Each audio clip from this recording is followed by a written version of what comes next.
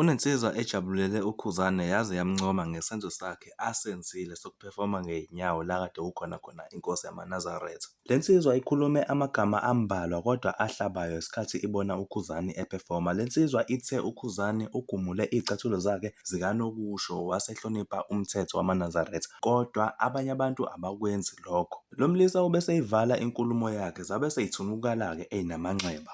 Awu Khuba, ngawo zinto zikaKhuba, indlamlenze.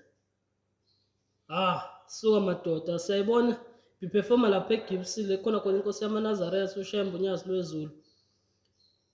Le nsizwa ibikhumula iy'cathulo zayo bizayo. Kodwa mina nawe sisingeke siyikhumule iy'cathulo zethu masifika kuShembe. Udange we Khuba.